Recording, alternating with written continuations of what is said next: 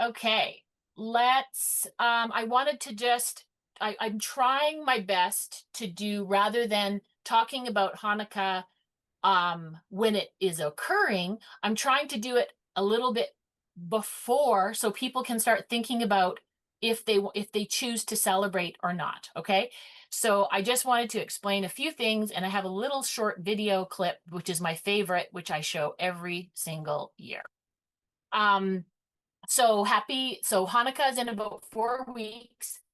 This is a memorial celebration. This is not a commanded feast. You will not find Hanukkah in Leviticus 23 because these are not holy days. This is days of remembrance.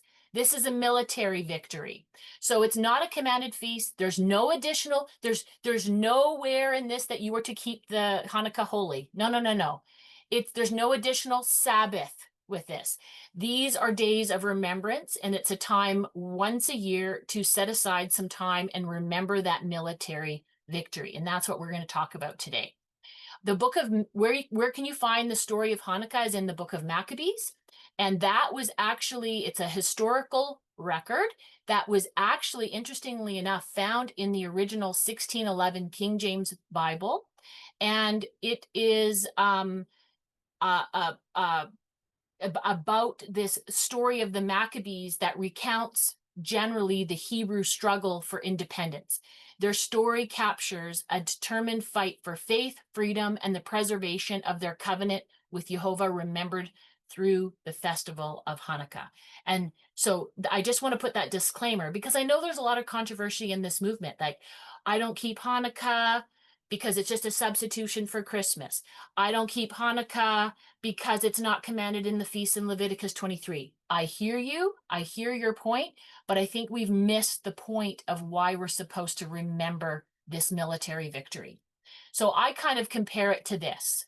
You know, the Holocaust isn't in our Bible. Well, there's a prophecy, I think, in there, but the Holocaust is not in our Bible, right? So we have Holocaust Remembrance Day. In Canada, on November 11th, we just came out of Veterans Day, or we call it Memorial Day in Canada on November 11th, remembering our fallen soldiers, and so lest we forget, and we all wear poppies. And so again, it is a time of remembrance. So we're not to forget it, because otherwise, if we forget these things, we probably also are forgetting the lessons. So here's a little picture of what I'm talking about. Here's the feasts outlined in Leviticus 23, which you guys are all familiar with. And so our memorial days that we have are two listed in the Bible: Purim, found in the book of Esther, and Hanukkah, found in the book of Maccabees. So we know that Purim and Hanukkah are not mentioned in Leviticus 23 because memorial days are not holy days. They're remembrance days. So, and we want to learn from our past mistakes and learn from those military victories. So I just wanted to make that clear. So Hanukkah is known by a few different names, as a lot of stuff in Hebrew culture.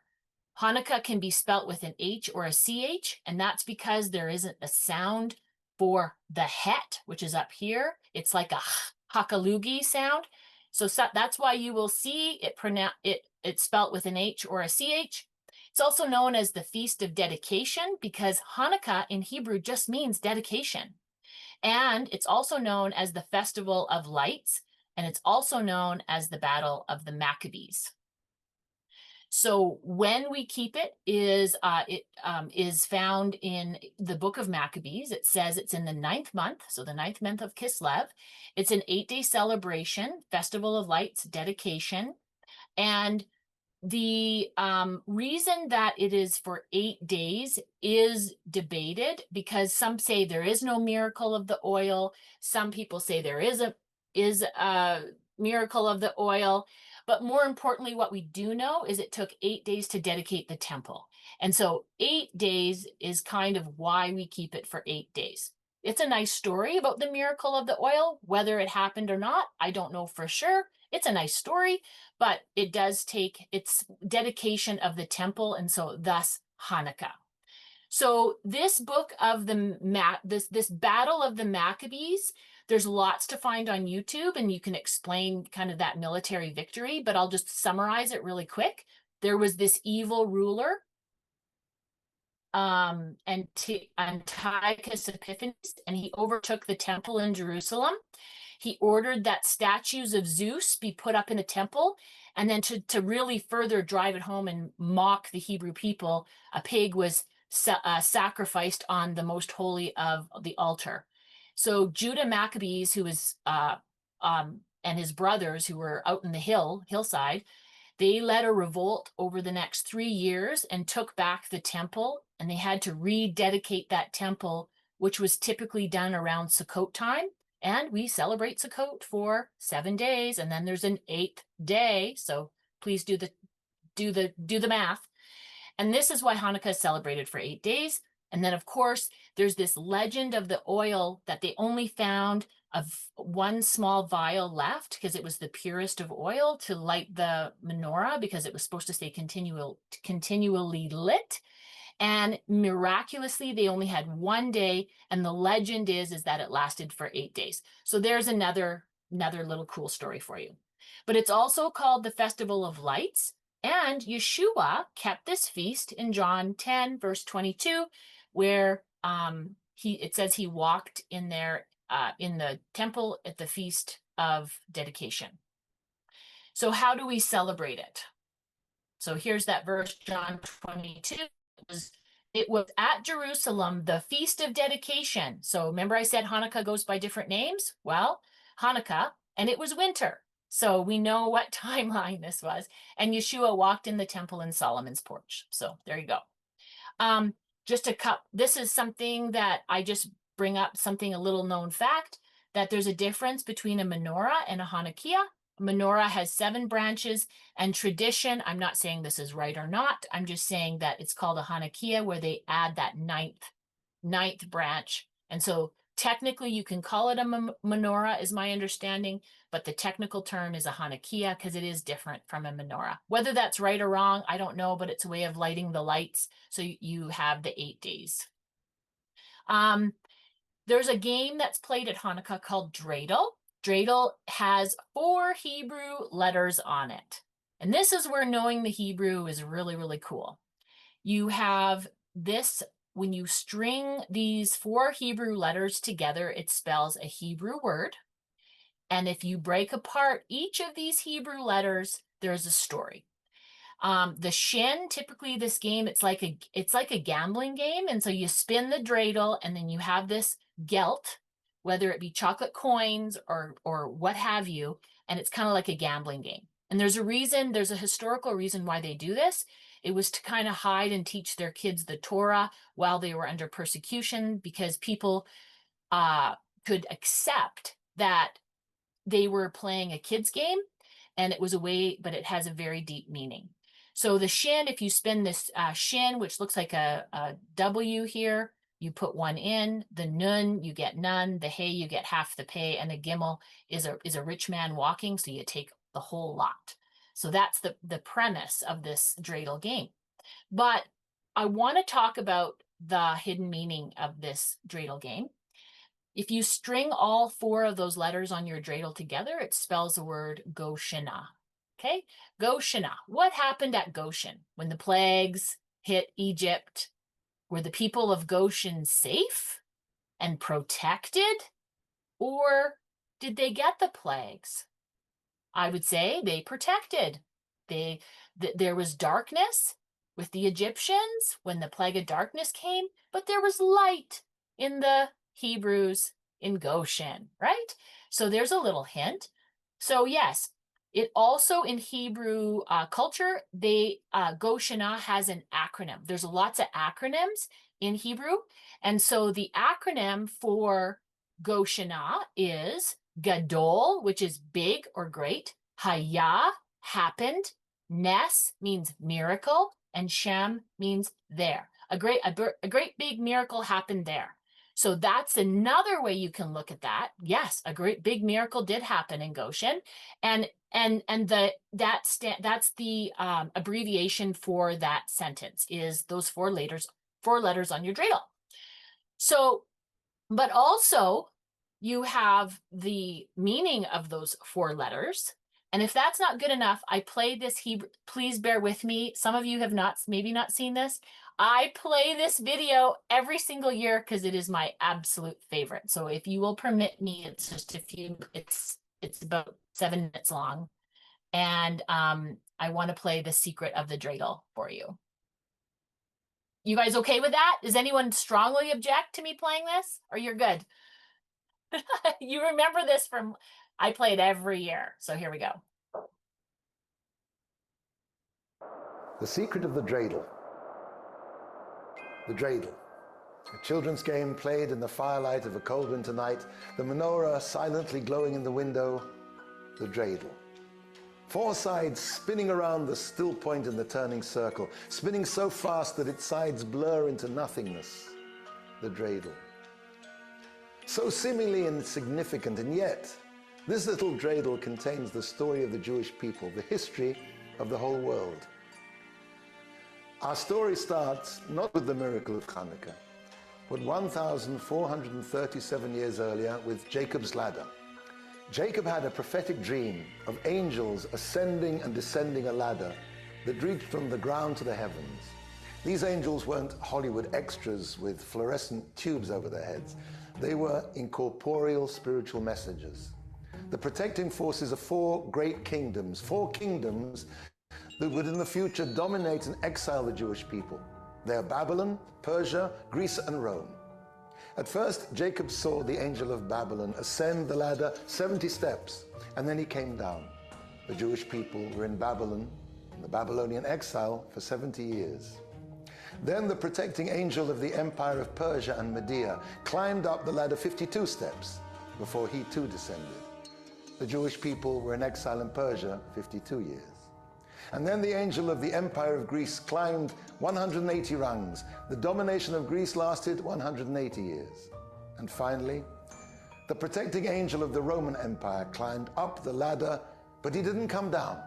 And now Jacob feared that this final exile would never end until God promised Jacob, if he will rise up like an eagle and make his nest amongst the stars, even from there I will bring him down.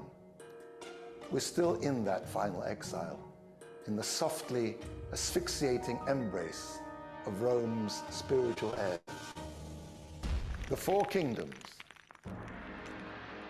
In the year 3038, the first of our holy temples was razed to the ground, and the majority of the Jewish people led into exile by the Babylonian emperor Nebuchadnezzar.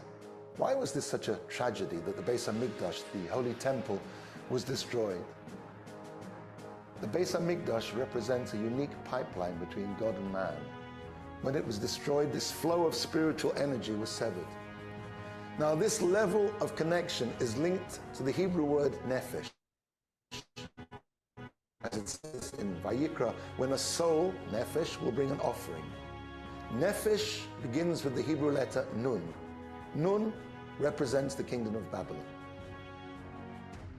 In Megillat Esther, Haman found the final solution to the Jewish problem, genocide. The exile of Persia and Media represents the threat to the body of the Jewish people, the guf, the physical threat of annihilation. Guf begins with the letter Gimel, which stands for the Persian and Median kingdom.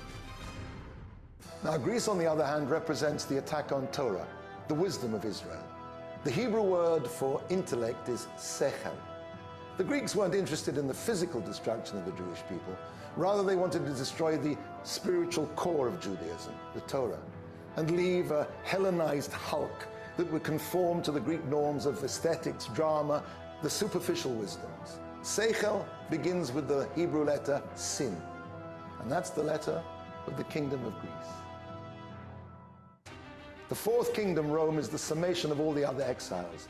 At the beginning of their domination, the Romans, like the Babylonians, stopped the bringing of offerings in the temple. They destroyed the second holy temple and inflicted unthinkable carnage on the guf, the body of the Jewish people, with their massacres. After the massacre at Beitar, they used Jewish blood as fertilizer for 7 years. At first, Rome was the intellectual scion of Greece. But with the conversion of the Emperor Constantine to Christianity in 313 of the Common Era, the Catholic Church then became the spiritual heir of the Roman Empire. After the demise of the influence of the Church, the mantle of Rome was subsequently worn by secularism and materialism. These are the spiritual incarnation of Rome in our own times. Rome is all the exiles rolled up to one, and thus it is represented by the Hebrew word hako, meaning all, and its first letter is the letter he. There are three simple changes I tell all of my arthritis patients. Sorry about that. Number one, Almost done. you have to start. Take a still point in the turning circle. Where is the point at the center of a circle? Can you define it? And yet it exists. Just like the letter Yud in the Hebrew alphabet, a single dot from which the whole universe was created. This is the threshold of existence. There is a still point in that turning circle. And around that dot turns the whole world. The Jewish people are that little dot, so infinitesimally small, and yet around this immutable dot the world turns. What stands in opposition to that little dot? What is the opposite of the central point that occupies no space? Direction, north, south, east and west, expansion in four directions. 4 is the antithesis of the one. 4 is the number of the kingdoms who stand eternally opposed to the Jewish people, eternally opposed to He who is one, and to His reflection in this world, the Jewish people. Take another look at our dreidel spinning. What do you see? 4 sides, spinning around a central point that occupies no space. And when those sides spin, they themselves cease to have direction anymore. Now in the blur of their whirling, they are a circle, a reflection of the still small point at its center. What is it that is carved on the sides of our dreidel?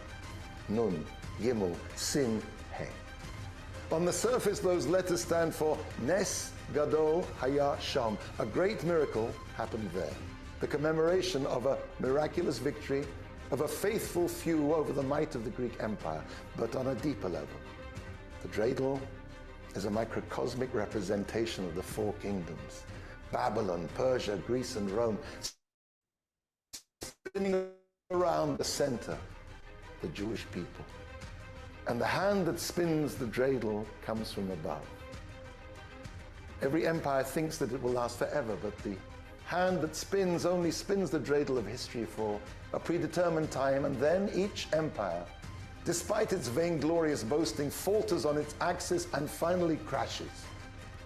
Hebrew letters have numerical values. If you add up the numerical value of Nun, Gimel, He, and Shin, Sin, you will have 358, which just happens to be the numerical value of the gematria of Moshiach, the Messiah, whose coming we await daily.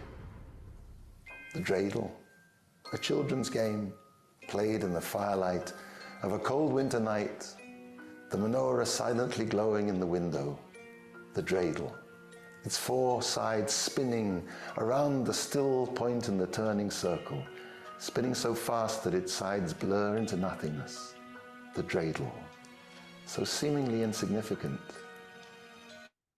And yet this little dreidel contains the story of the Jewish people, the history. So it's long. I'm sorry, but I thought it was excellent at explaining some of the deeper hidden meanings. It's just not just a child's game. And so I like to tell my kids that when we're playing dreidel at Hanukkah, it's like it's very symbolic of the Messiah. And you can do that more than just with these words. You can do it with a lot of words when they have the same numerical value. It's related. It's like a hyperlink in the Bible related to that word. So yeah, very good. Any thoughts on that?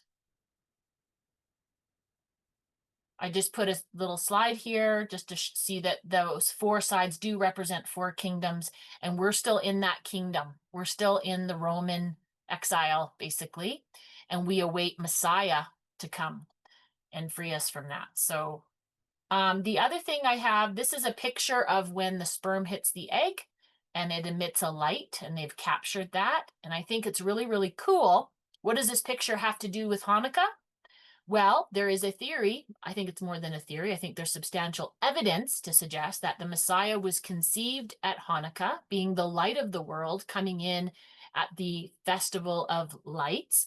And if you count 40 weeks from conception to birth, which is how long a normal pregnancy is, you would get the time of Sukkot. I don't know the exact day, but that is strong evidence to suggest to me that Messiah was born during the fall, during the Feast of Sukkot. And I have a lot more on that, on how to calculate when Yeshua was born. So yes, Hanukkah, Festival of Lights, a time of military victory. During the darkest time on earth, light entered the world. There's some points to that. So yeah, we eat fried foods at Hanukkah, things like latkes and fried donuts. Reason being, it's oil. So foods with oil. Okay, so you can be creative. You could use olive oil, Alex, if you want to be more healthy and have like olive oil on your salad, sort of thing. But that's the point. That's the reason. It's just tradition. You don't have to. I'm not saying you have to, but this is why they do it, is it has to do with the oil. And then my family, we tried to do 8 crazy nights where we pick an activity to do together as a family for 8 nights. One night we'll watch Fiddler on the Roof. I'll make a trivia game to remember the book, the Battle of the Maccabees, and crafts. I just try to get, you could just, however you want. There's nothing written in stone, but just to try to remember what this is about. So that's it. That's all I wanted to say. Are you guys good? Was that too long? Did you know all that before? Was this just a review? Give me some feedback. Thoughts? It's always interesting and helpful to have a review. Thank you, Janine. Good.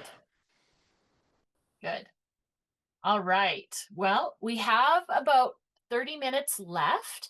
So why don't we dive into our Torah portion? In Genesis 23, we're going to start in Genesis 23, and we're going to go read all of Genesis 23, 24, and then just 18 verses into Genesis 25.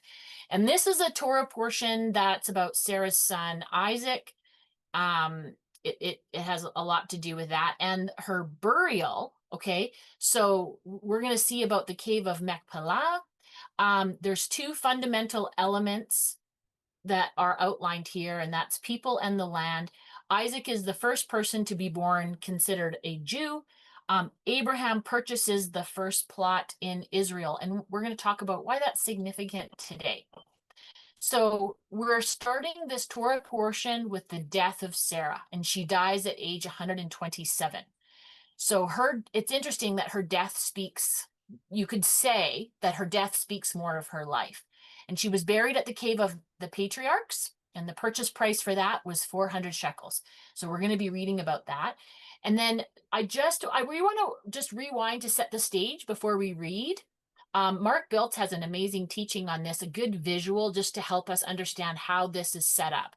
So if you rewind the clock, go back to Genesis 20, Sarah and Abraham start out in Gerar.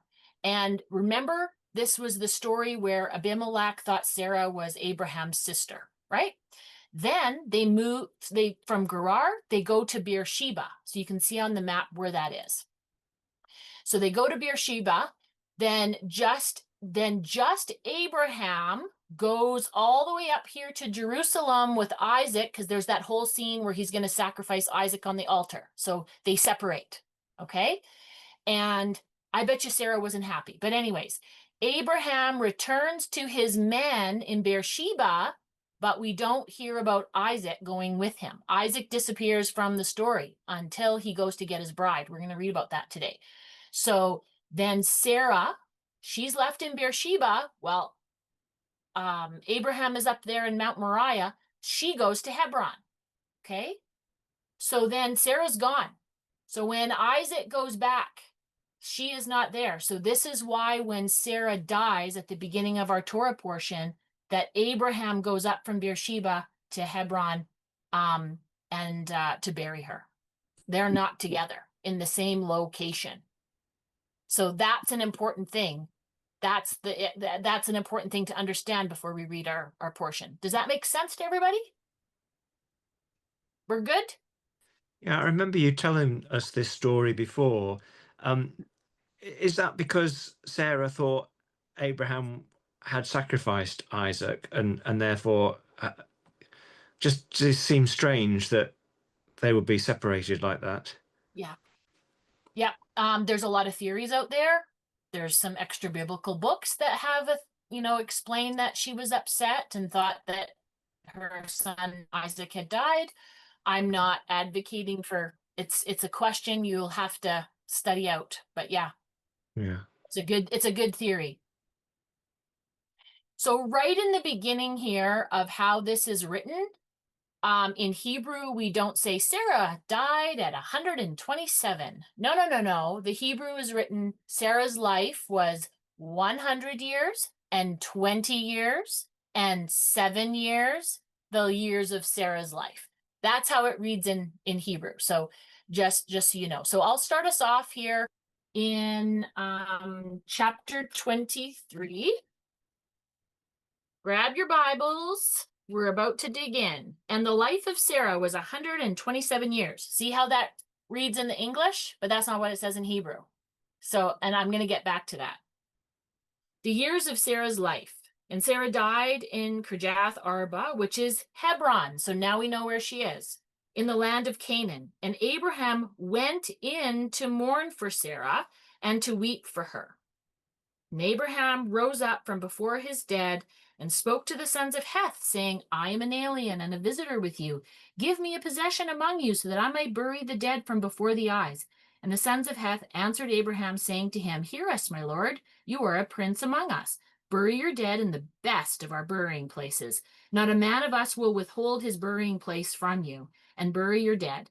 Abraham rose up, bowed himself to the people of the land, to the sons of Heth, and he spoke with them, saying, If it's your desire to bury my dead from before my eyes, hear me. Entreat for me Ephron, the son of Zohar, that he may give to me the cave of Machpelah, which he has, which is at the edge of his field, for a full silver.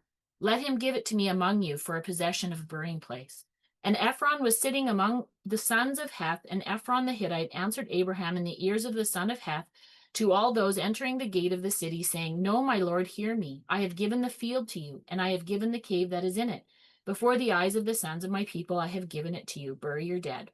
And Abraham bowed before the people of the land and spoke to Ephron in the ears of the people of the land, saying, Only if you would hear me, I have given the silver of the field. Take from me that I may bury my dead there. And Ephron answered Abraham, saying to him, My lord, hear me. The land is worth 400 shekels of silver. What is that between me and you? And bury your dead. And Abraham listened to Ephron, and Abraham weighed to Ephron the silver of which he had spoken in the ears of the sons of Heth, 400 silver shekels, which passes with the trader. And was certified the field of Ephron, which was in Machpelah, before Mamre, the field and the cave which was in it, and all the trees which were in the field in all its borders around it, to Abraham for a purchase before the sons of Heth, with all entering the gate of his city.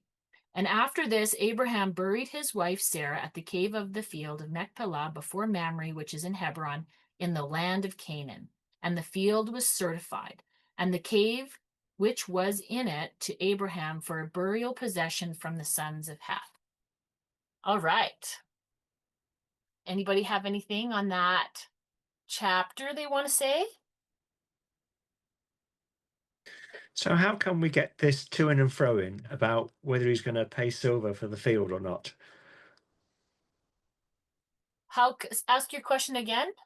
Well, there's a lot of to and fro-ing saying, you can have this field. No, no, I'm going to pay for it. No, listen to me, you can have it. No, no, listen to me, I'll pay for it. What's all So, that about? so Alex, think about today. The cave of Machpelah is located in a like, how do you say that? I mean, obviously, biblically, it's Israel, but it's not according to the world.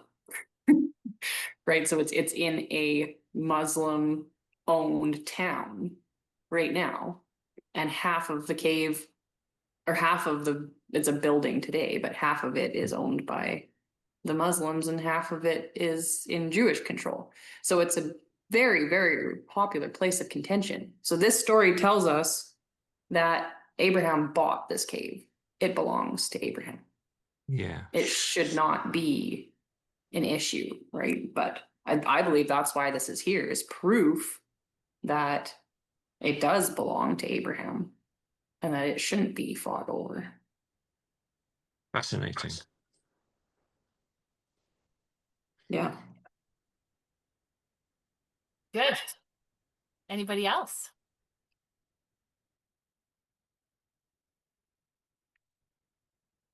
Hey, I'm going to share just a few things starting. I'm going to circle back, Alex, to your comment there and Nicole's comment. Nicole has actually been at the Cave of Machpelah in Israel, and I have some of her slides that I wanted to show, and she can answer questions because she's actually walked in there, and she's right. Like it's a source of contention, and there's a picture she has that has a map of it, right, Nicole? Correct me if I'm wrong, where the yellow, it's separated from yellow and purple, separated from where Arabs can go and where Jewish people can go, with bulletproof glass and all sorts of stuff, because it is the burying place of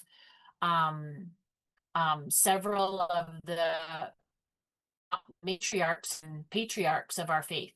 And we have some shared ancestry there with the Arabs. So it is a place of contention.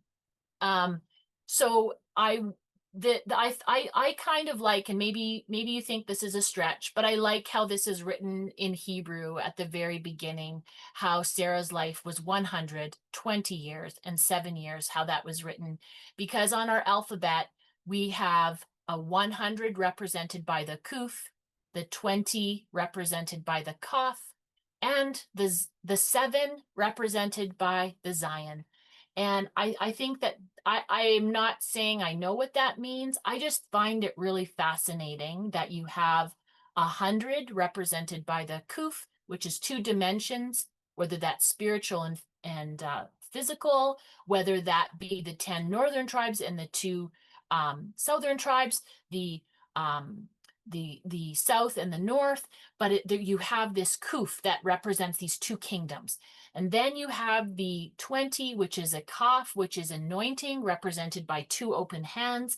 And then you have 7. 7 is a Zion. 7 is in the feminine. It represents a sword. And what does a sword do? It divides. That's why the Hebrew word for time, zakar, starts with a Zion, because what does time do? It divides, right? Time divides. So Sabbath is on the 7th day.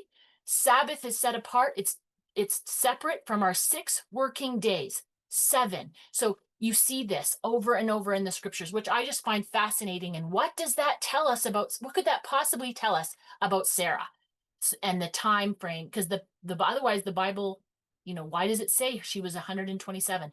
And I think that there's something there.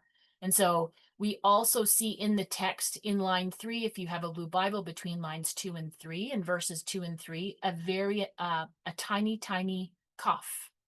And that's an anomaly in the Hebrew in the original text, because why is that written really small? Hebrew is full of anomalies where letters are written really, really big for emphasis, really, really, really small. And there's some misspelled words, and we have a misspelled word in our Hebrew portion today as well. So it wants to point to something a little bit deeper.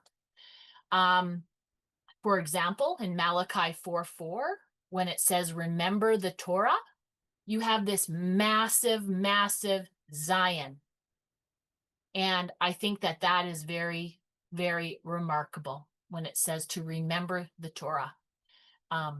There's a division there. Those that maybe remember the Torah and those that forget the Torah or say that the Torah is done away with. So Sarah lived 127, 120 and 7. The other thing that's really interesting, the other number that's in our Torah portion is that, Alex, you pointed it out. What was the purchase price that Abraham paid for the cave of Machpelah? 400 shekels. 400 shekels.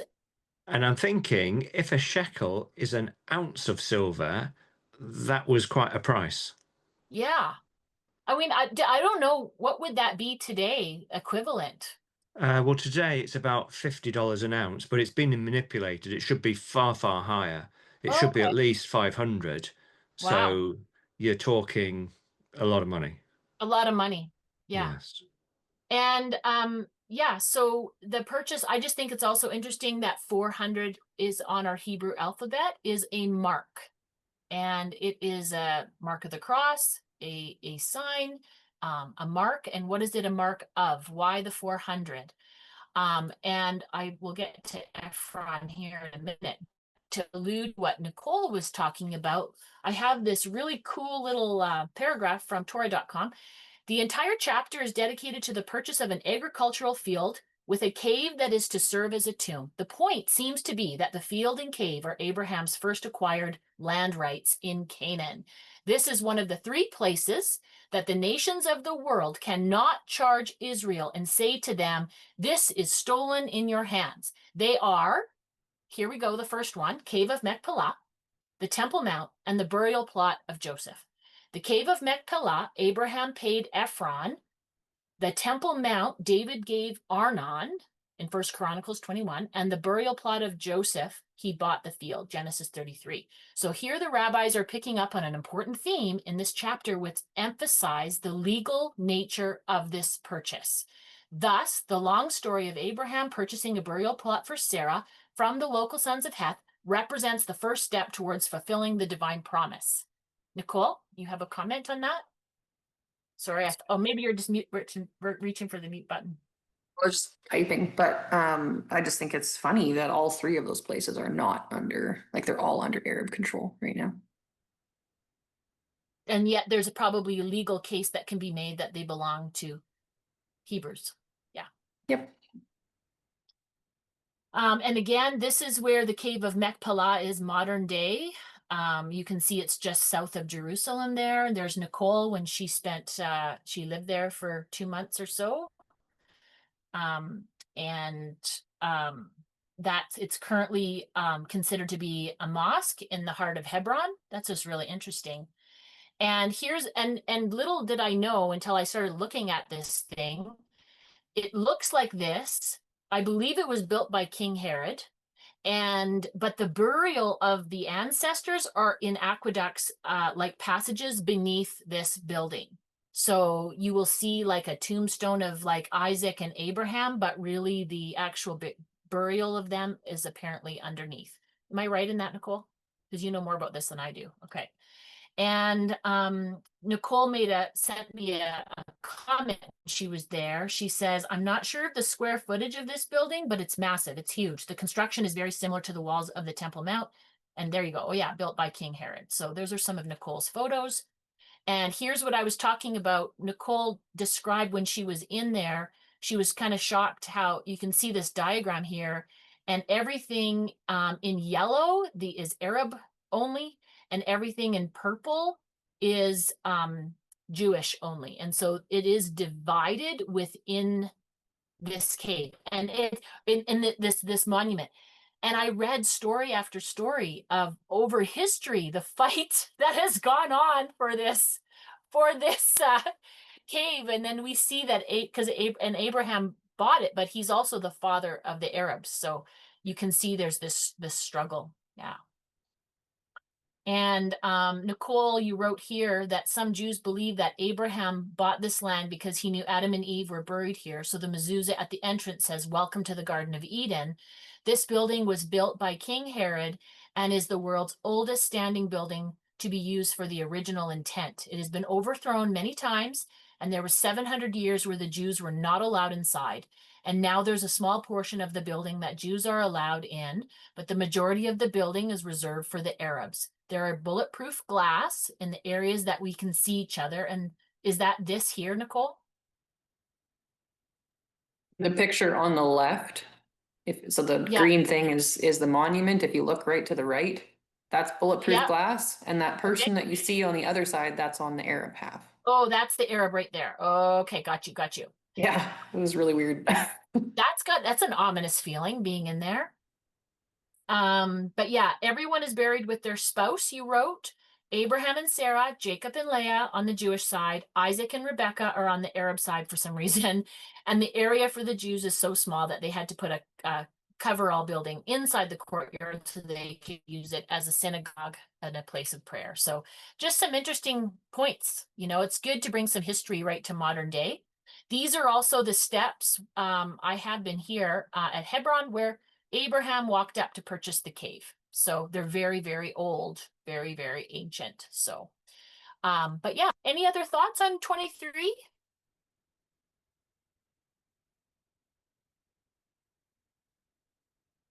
Okay, Destin. Which maybe somebody can explain to me. If you look in, we're talking about missing letters and added letters, and they obviously mean something. So if you look at verse number 16 there, in verse 16, it says, Ephron and Abram waited to Ephron, and the silver of which they had spoken in the ears of 400 silver shekels, which passes through the merchant and the field of Ephron. It says Ephron, Ephron, Ephron, Ephron. Now, if you look in the Hebrew, that's strong 6085. And I don't know the answer to this, but I think it's very interesting that in number 16, that Ephron, second last letter, which is from the left side in Hebrew, there's a Vav. Then the second usage of Ephron in verse 16, that second from left-hand letter Vav is missing. And then if you go back to the beginning usage in verse 17, and the field of Ephron, which was in Machpelah, then that Vav returns. And I don't know, I don't think it's just a misprint, but if you look in the Strong's Concordance too, I thought maybe it's a misprint, but I went and checked the Strong's Concordance and the original interlinear, and it's still there. I just chalk it up as an anomaly, and Vav is the number 6, and what does that mean? Just thought it was interesting since we were talking about missing letters, and small letters, and big letters, and how they have meanings.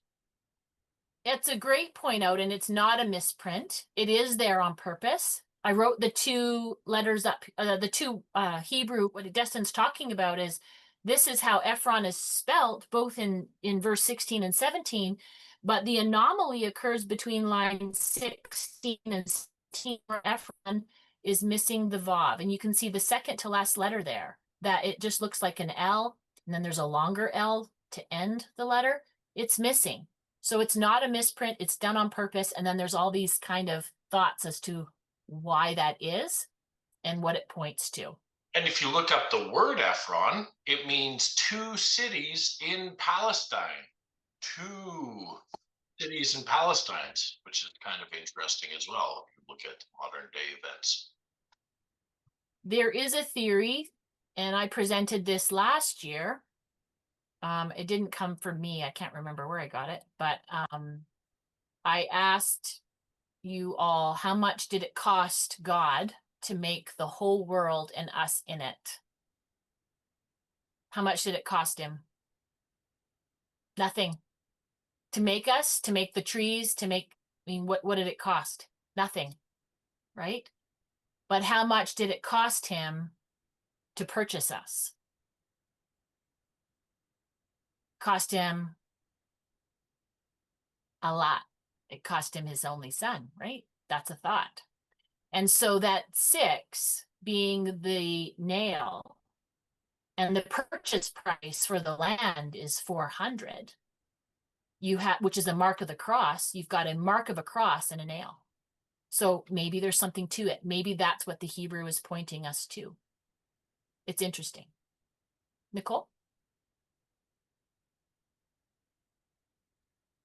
I'm just reading what Ryan put in the chat.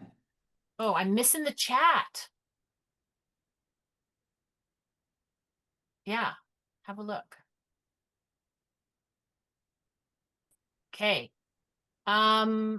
Very good, you guys. And this is probably, if there's any more, is there any more discussion on chapter 23? Any thoughts? Ryan, did you want to kind of say what you put in the chat and what you thought of it? Oh, I was just trying to piggyback off of what Destin was saying, and I accidentally put the pictures backwards, but anyway. I use Accordance app for the Bible. And so anytime you just highlight any word in the verse, it'll pull up the Hebrew or the Greek, whatever word it is, and it gives you just a quick synopsis of what that word means. So it's really good app to use. Awesome. On the Okay. point you were making there, Ryan, too, between just a quick comment about the Muslims believing as well in Abraham. There's three there as well, right? They'll say, oh, yeah, we believe in the same God. But they will say, we believe in the God of Abraham and Isaac. See, we believe in the same God. But Hebrews believe in the God of who? Abraham, Isaac, and Jacob. Isaac and Jacob. You will never see a Muslim that will say, they'll use that verse and that scripture and all those stories to prove that they believe in the same God, while they purposefully eliminate the final Jacob for some reason. I wonder if that's because Jacob means Israel. Well, they also believe that Allah and the Elohim of Israel are the same, and they're not. And they don't make that distinction. So if somebody else makes that distinction, they argue against it. Like, how dare you? We all believe in the same God. But the Elohim of Israel, they never ever call on the Elohim of Israel. Yeah. May I just ask, you mentioned an app that you use, Ryan. Could you tell me what it was again? Accordance. It's Accordance, thank you. yeah, ACCOR. Accordance. Okay, thank you. Thanks for Yeah. asking that, Alex. Yeah, I think Chrissy had asked that in the chat too. So thanks. Thanks for that. Alex, would you start us off with chapter 24? I'd be happy to, yes. This is on finding a wife for Isaac, right? Okay. It's always good having advice on how to find a wife. Yes. Sorry, my sense of humor. Chapter Great. 24. And Abraham was old, advanced in years, and Yahovah had barak Abraham in every way. And Abraham said to the oldest servant of his house, who ruled over all that he had, please put your hand under my thigh, so that I make you swear by Yahovah, the Elohim of the Shamayim and the Elohim of the earth, that you do not take a wife for my son from the daughters of the Canaanites among whom I dwell, but go to my land and to my relatives and take a wife for my son Yitzhak. And the servant said to him, what if the woman refuses to follow me to this land? Do I then take your son back to the land from which you came? And Abraham said to him, beware lest you take my son back there. Yahovah, Elohim of the Shamayim, who took me from my father's house and from the land of my relatives, and who spoke to me and swore to me, saying, to your seed I give this land. He sends his messenger before you, and you shall take a wife for my son from there. And if the woman refuses to follow you, then you shall be released from this oath. Only do not take my son back there. Then the servant put his hand under the thigh of Abraham his master, and swore to him concerning this matter. And the servant took 10 of his master's camels and left, for all his master's goods were in his hand. And he arose and went to Aram Naharamim, to the city of Nahor. And he made his camels kneel down outside the city by a fountain of water at evening time, the time when women go out to draw water. And he said, Yahovah, Elohim of my master Abraham, please meet before me this day and show kindness to my master Abraham. See, I am standing here by the fountain of water, and the daughters of the men of the city are coming out to draw water. Now let it be that the young woman to whom I say, please let down your jar to let me drink, and she says, drink and let me water your camels too, let her be the one whom you have appointed for your servant Yitzhak. And let me know by this that you have shown kindness to my master.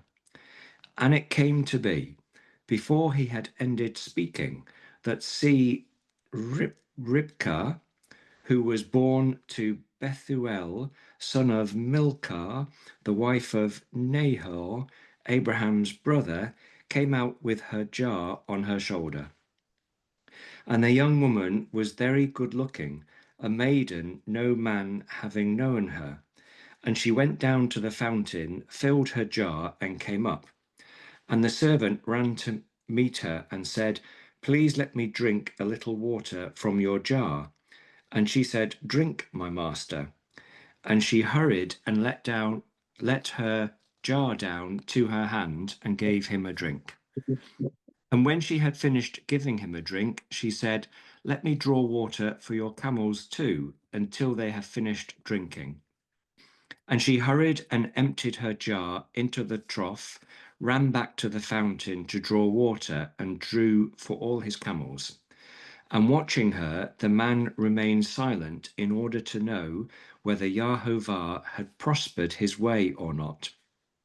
And it came to be, when the camels had finished drinking, that the man took a golden nose ring weighing half a shekel, and 2 bracelets for her wrists weighing 10 shekels of gold, and said, whose daughter are you? Please inform me, is there room in your father's house for us to spend the night? And she said to him, I am the daughter of Bethuel, Milcah's son, whom she bore to Nahor. And she said to him, we have both straw and fodder enough and room to spend the night. And the man bowed down his head and worshipped Yahovah. And he said, Barak be Yahovah, Elohim of my master Abraham, who has not forsaken his kindness and his truth toward my master. As for me, being on the way, Yahovah led me to the house of my master's brothers. Then the young woman ran and informed those of her mother's house these matters. And Ribkah had a brother whose name was Laban, and Laban ran out to the man to the fountain. And it came to be, when he saw the nose ring and the bracelets on his sister's wrists, and when he heard the words of his sister Ribkah saying, thus the man spoke to me, that he went to the man and saw him standing by the camels at the fountain. And he said, come in, O Barak of Yahovah. Why do you stand outside? I myself have prepared the house and a place for the camels. So the man came into the house while he unloaded the camels and provided straw and fodder for the camels and water to wash his feet and the feet of the men who were with him, and put food before him to eat. But he said, let me not eat until I have spoken my word. And he said, speak on. And he said, I am Abraham's servant, and Yahovah has barak my master exceedingly, and he has become great. And he has given him flocks and herds, and silver and gold, and male and female servants, and camels and donkeys. And Sarah, My master's wife bore a son to my master after she was old, and he was given to him all that he has. And my master made me swear, saying, do not take a wife for my son from the daughters of the Canaanites in whose land I dwell, but go to my father's house and to my relatives and take a wife for my son. And I said to my master, what if the woman does not follow me? But he said to me, Yahovah, before whom I walk, sends his messenger with you, and shall prosper your way. And you shall take a wife for my son from my relatives and from my father's house. Then when you go to my relatives, you are to be released from this oath. And if they do not give her to you, then you are released from my oath. And this day I came to the fountain and said, Yahovah, Elohim of my master Abraham, please, if you are prospering the way in which I am going, see, I am standing by the fountain of water. And when the maiden comes out to draw water, and I say to her, please give me a little water from your jar to drink, and she says to me, drink and let me draw for your camels too, let her be the woman whom Yahovah has appointed for my master's son. I had not yet ended speaking in my heart. Then see, Ribkah was coming out with her jar on her shoulder, and she went down to the fountain and drew water. And I said to her, please let me drink. And she hurried and let her jar down from her shoulder and said, drink, and let me water your camels too. So I drank, and she watered the camels too. And I asked her and said, whose daughter are you? And she said, the daughter of Bethuel, Nahor's son, whom Milcah bore to him. Then I put the nose ring on her nose and the bracelets on her wrists, and I bowed my head and worshipped Yahovah, and Barak Yahovah, Elohim of my master Abraham, who had led me in the true way to take the daughter of my master's brother for his son. And now, if you are going to show kindness and truth to my master, let me know. And if not, let me know, so that I turn to the right or to the left. And Laban answered Bethuel too, and said, the matter comes from Yahovah. We are not able to speak to you either evil or good. See, Ribkah is before you. Take her and go, and let her be your master's son's wife, as Yahovah has spoken. And it came to be, when You had pause. when Abraham's servant heard their words, that he bowed himself towards the earth before Yahovah. And the servant brought out ornaments of silver and ornaments of gold and garments, and gave them to Ribkah. He also gave costly gifts to her brother and to her mother. And he and the men who were with him ate and drank and spent the night. When they arose in the morning, he said, let me go to my master. But her brother and her mother said, let the young woman stay with us a few days, at least 10, then you go. And he said to them, do not delay me, since Yahovah has prospered my way. Let me go, so that I go to my master. And they said, let us call the young woman and ask her. So they called Ribkah and said to her, are you going with this man? And she said, I shall go. So they let go Ribkah, their sister, and her nurse, and Abraham's servant and his men. And they barak Ribkah and said to her, let our sister become the mother of thousands of 10,000s, and let your seed possess the gates of those who hate them.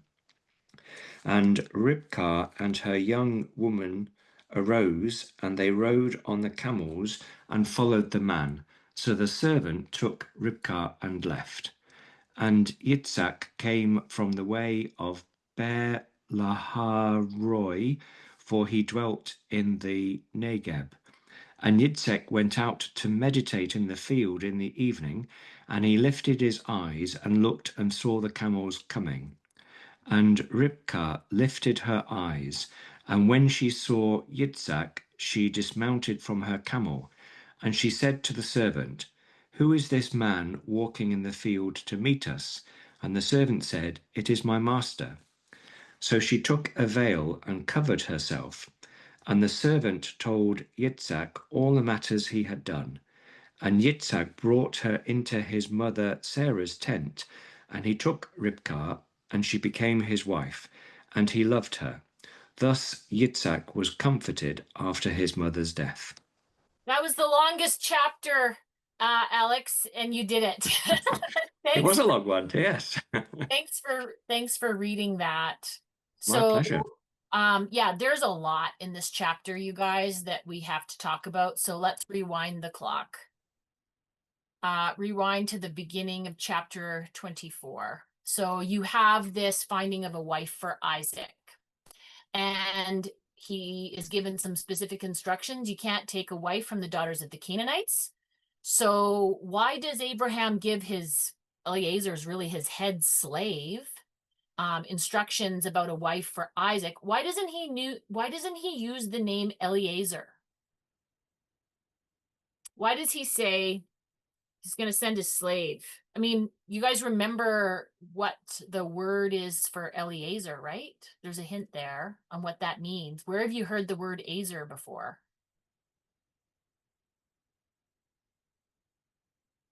Didn't you say that was a helper? Yeah, exactly. And isn't Eliezer a helper to find a wife for Isaac? Yeah, pretty much. And so Eliezer goes to Mesopotamia, which is near Baghdad, Iraq to this day, and we meet Rebecca. So we're introduced to Rebecca in the story.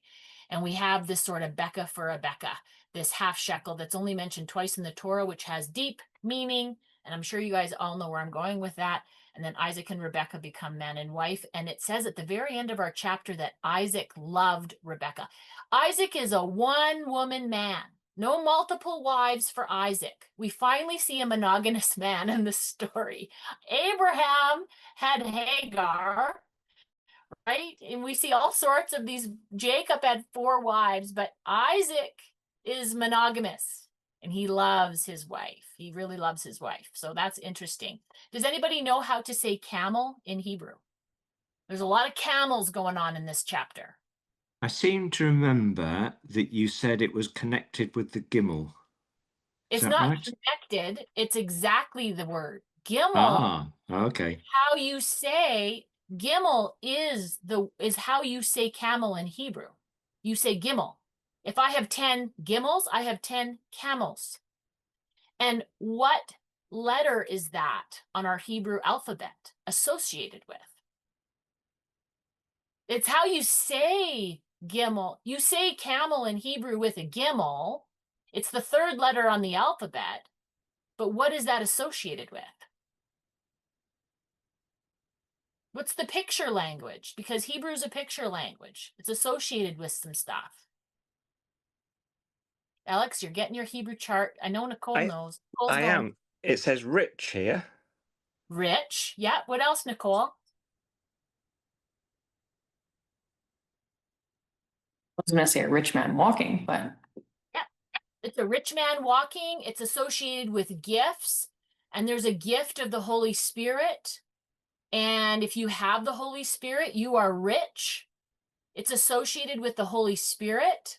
It's associated with a rich man. It's associated with camels. It's how you say camel in Hebrew.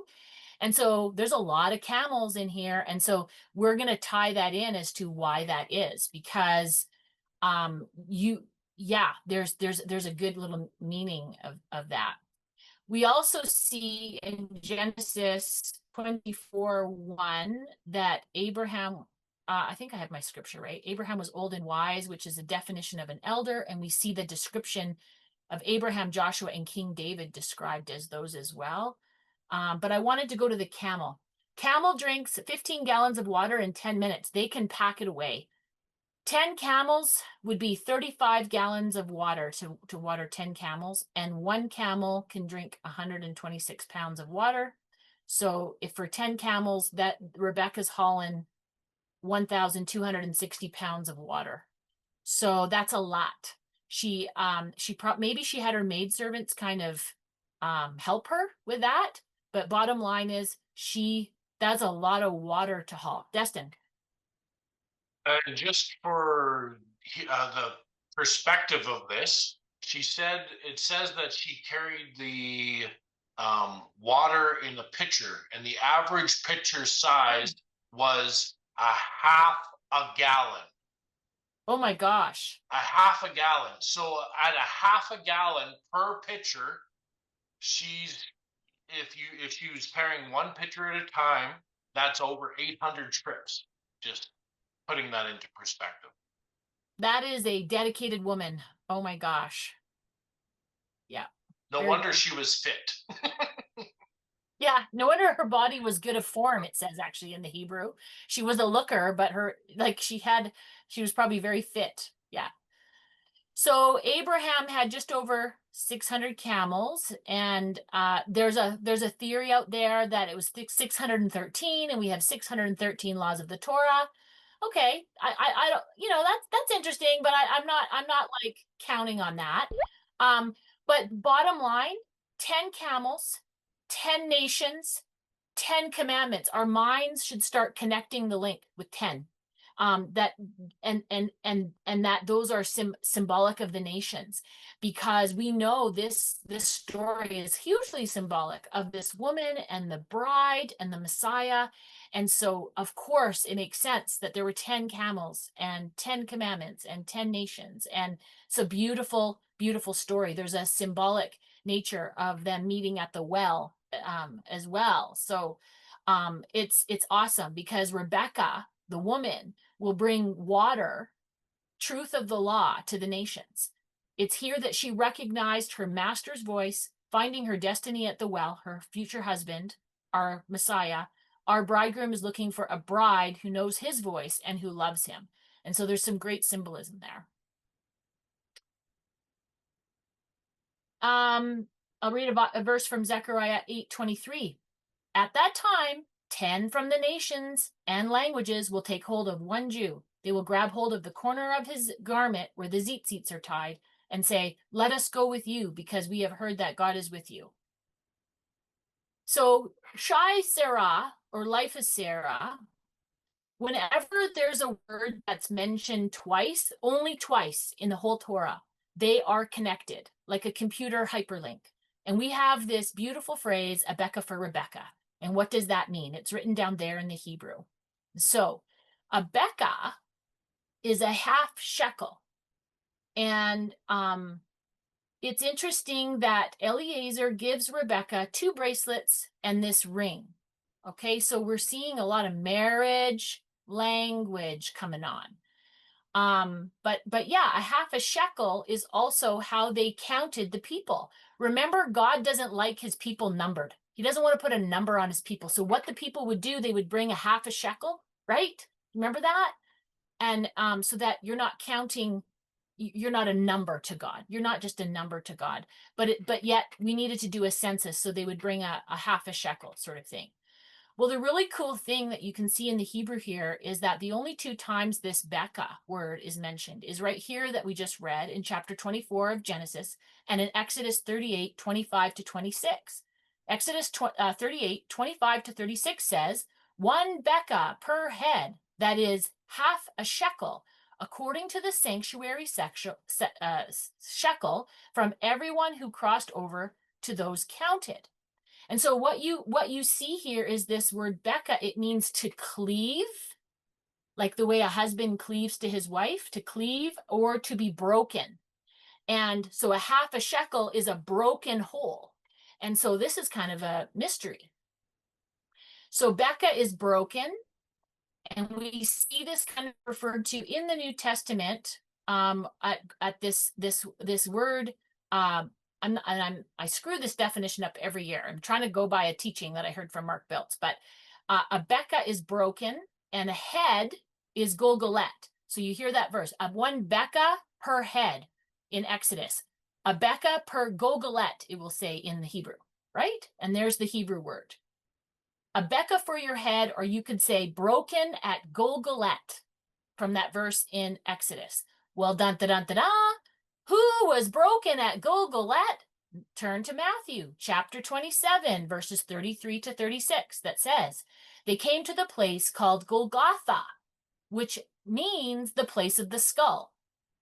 They offered Yeshua wine to drink mixed with gall, but after tasting it, he refused to drink it. When they had crucified him, they divided up his clothes by casting lots. And sitting down, they kept watch over him there. Yeshua was the one broken at Golgotha. Think of a broken heart, right? Think of a broken heart. So in the book of Genesis, when Eliezer goes to get a bride for Isaac, the Becca is used for when the groom is marrying a bride. And now a bride is used for the dowry of building a house. So you have this sort of tick-tock there, pulling us back to the story.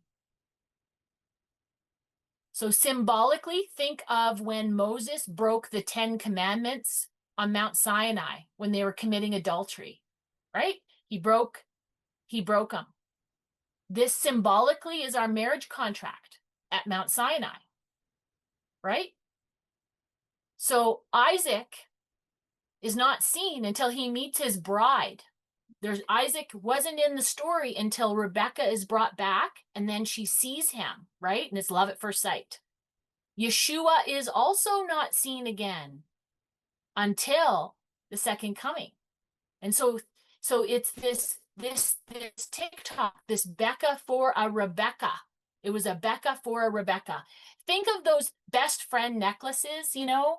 I had them back in the 80s where you would buy a necklace like for your best friend, and then you would split it in two, and then when you come together, they make a heart and it says best friend. It's kind of like that half a shekel. So there's this beautiful symbolism in this story pointing to the Messiah. Does that make sense? Did I botch that explanation, or did it make sense? I'm still processing, but it was really good. Thank you. Okay, good. Thumbs up from Christine. Awesome. Awesome. Really good. Any questions with that? Okay, good to go. It's funny, I would never have made the association had you not have pointed it out. The fact that Isaac isn't seen in this story until he's with his bride, and then you think of Yeshua really sort of missing from our story today until he comes again. And I would not have put the two together had you not have taken the time to explain it. So thank you. Perfect. I'm glad you're making those links, Alex. What we see here is a parallel. It's a pattern that is repeated. So you have Abraham sends Eliezer, his nameless servant, who he doesn't call Eliezer. He says, my servant, to find a wife for Isaac, right? And he does that on purpose because we have a nameless servant. The Holy Spirit or the Spirit doesn't have a name. That's just a title, right? And it's feminine. Every time you see Holy Spirit in the scriptures in the Hebrew, it's feminine. Feminine. Please know difference between masculine and feminine. And so Jehovah sends the Ruach, the nameless servant, to find a helpmate for us, a husband for us, Yeshua HaMashiach. And we are Israel, the bride. Yes? Do you see that? See the parallel. So interesting you said that. You said that Yahovah sends the Ruach to find a husband for us, but is it not the reverse? He's looking Yes. for a bride for his bridegroom. Yes, thank you. Sorry to pick you off on that, but sorry. Because the bridegroom is confirmed, it's the bride who he's searching for. Yeah. Yeah, it's the bride, and we can be a part of that. So yes, yeah, it's the bride he's searching for sure. Yeah. There is a really cool teaching by Aleph Bait. Love to watch some of these once in a while because there's a mystery in Genesis 24:27 when Eliezer describes his journey. And then, fast forward to verse 48 when he retells his journey, he leaves out the Hebrew word hesed. Hesed is kindness in Hebrew. And we see that Rebecca is hesed. She's got kindness. And it's curious why, when he retells the story to Rebecca's family, that he leaves out hesed. He leaves out the word kindness, because you'll see here in Genesis 24:27, it says, and he said, blessed be the Lord, master, God of my master Abraham, who hath not forsaken his kindness and his truth toward my master.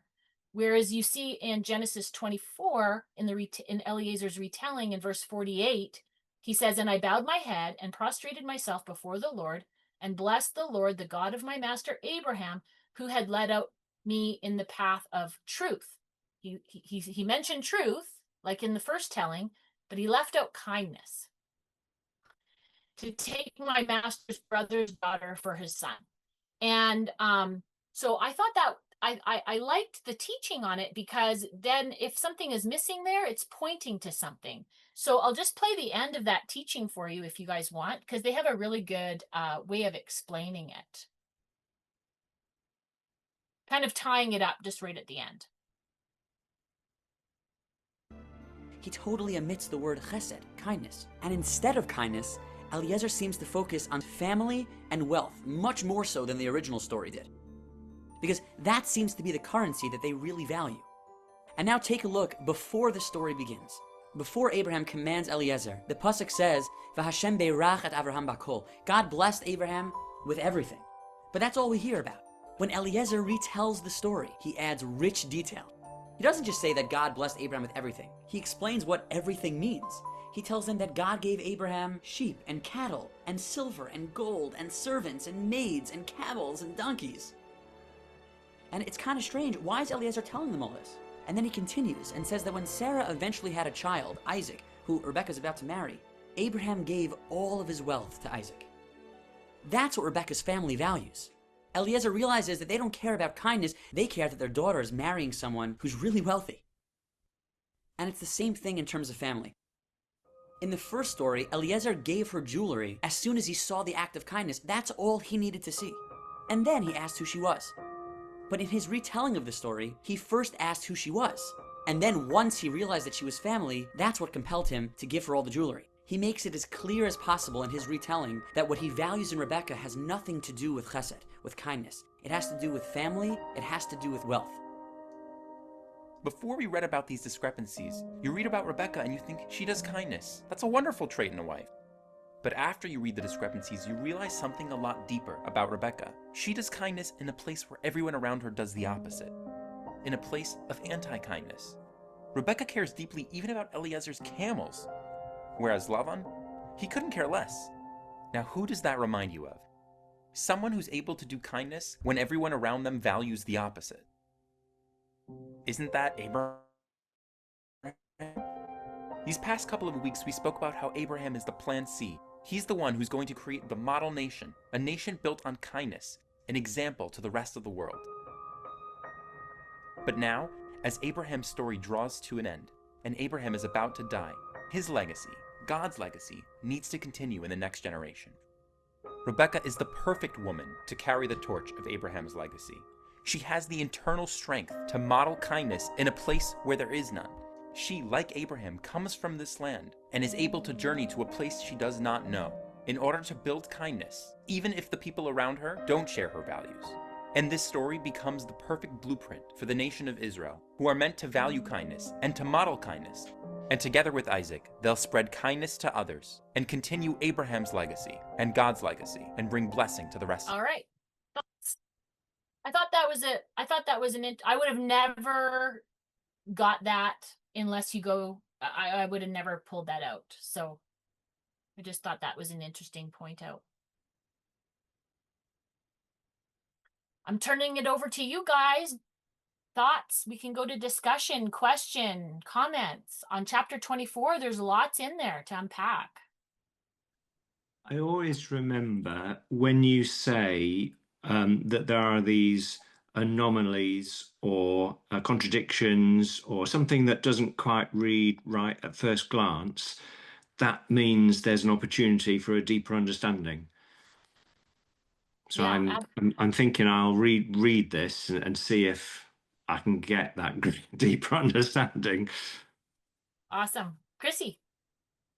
Something that I noticed about Rebecca was how she, like, they were talking about her kindness, but I was looking more towards like her whole heart. Like there was a wholeheartedness about what she was doing. It wasn't just, you know, done, I want to say half-assed, but you know what I mean. You can It say was, half-assed.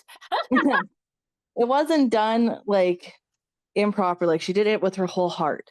And then what it made me think of is how how her actions, you can see her wholeheartedness in it, and that's how we are to be with the Torah. And I just made that connection where it's like we are to have a wholeheartedness towards the Torah, and it doesn't have to be perfect, but we have to do it with our whole heart. And so I thought that was an interesting connection that I hadn't noticed before. I love it. I love that. Yeah, not about perfection, but she didn't water just half his camels and said, okay, I'm tired. She's like, nope, we're going till all your camels are watered. Yeah, no, that's a great insight, Chrissy. I never saw that before either. Yeah, awesome. Anybody else have thoughts on this chapter? Something that stood out to you?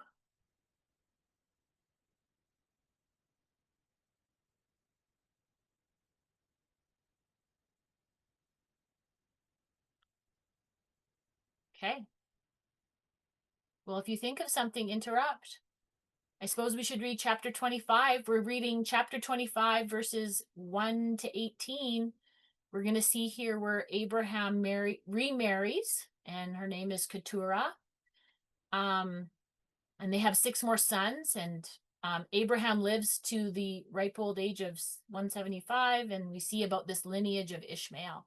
So who wants to read? Anybody? Nicole? I just had one comment. Oh, yeah. I found it interesting that every time the slave mentioned, like, he always said it was his master's Lord, not my God. It was always my master's God. So it makes me question what what nationality is the slave? Because if he was a Hebrew, wouldn't it be his God? Oh, let me wrap around my head around that question. Yeah. I don't know if there's any way to answer that, but Nicole, what's that, Destin? where is that? Are you his God? Is that the slave speaking, or is that Abraham speaking? no, every time the slave speaks, he says, my master Abraham. He doesn't say my God or the God of the Hebrew or like our God. It's always the God of my master.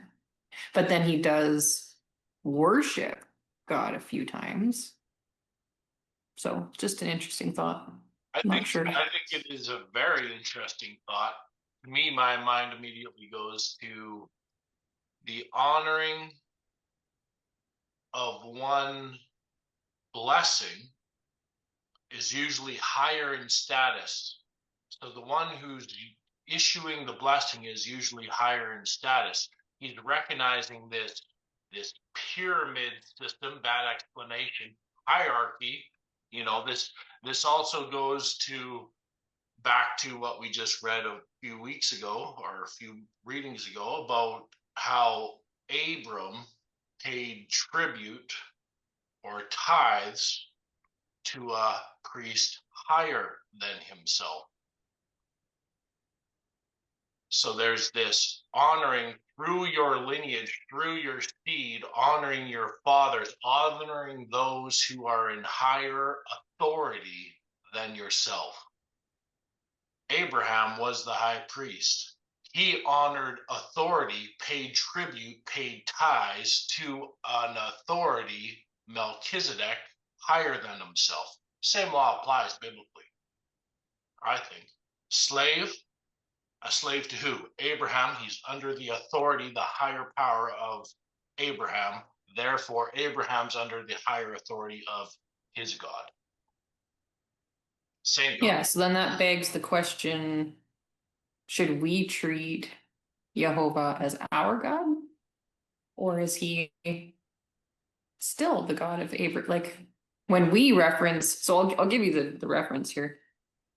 Genesis 24:42. And so the slave is speaking. And today I came to the well and said, Jehovah, God of my master Abraham, if you will, I pray, prosper the way in which I am going. So is that also how we should pray? That's just a thought. The way, well, and I think that is a very good thought, and I wasn't going to bring it up, but it I now that you're saying it that way, I definitely see a connection, and I'm not saying this is an answer, but just to go on with the discussion of, I immediately go to this concept then of what it means Hebraically or biblically to make an oath, to place your hand under the thigh. This is the first time we see this oath being made, and this kind of like what you said. This is going on. It's going beyond. It's kind of I'm not explaining myself well, but this oath that goes, that, well, placing under the thigh is a very interesting oath, because when you place your hand under the thigh, it was considered a point of posterity in this ancient world, or more properly, it meant to swear by your loins or your, trigger warning, testicles, meaning not only between you and your seed, but all your seed after, your lineage, your everlasting children, the seed of your lineage. And this could be a euphemism for the loins. Abraham had been promised a seed by God, and this covenantal blessing was passed on to his son and his grandson. It's just like our custom today is to what? Swear upon the Bible, right? Their custom was to place the hand under your loin, and it meant something greater. It meant something more. It was I was gonna ask that, of what it means to put your hand under your thigh. And I think I remember you saying that last year, Destin, that it had something to do with your lineage. When you put your hand under the thigh, then it is like swearing an oath, or not. You're not supposed to swear, but like it's supposed to be like a promise. Well, it says, yeah, when you swear an oath, be careful how you swear the oath, right? You're better not to swear an oath than to swear an oath. But yet there's this oath squared, and then nonetheless of this, and it's important to know this concept. Like today we put our swear upon the Bible, right? The Hebrew custom was to swear upon circumcision, which is God's mark of a covenant, was to swear on circumcision, to place your hand under the thigh, the God's mark of the covenant.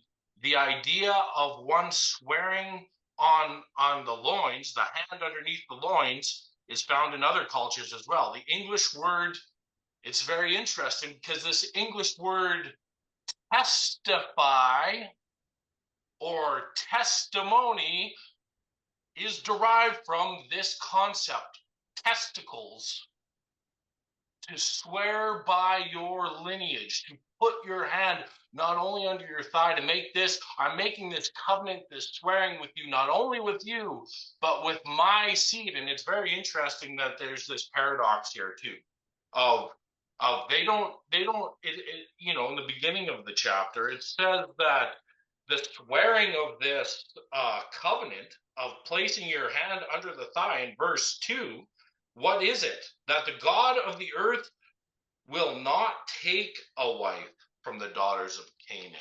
So I find it interesting. Why didn't he swear an oath of to what kind of wife he would find?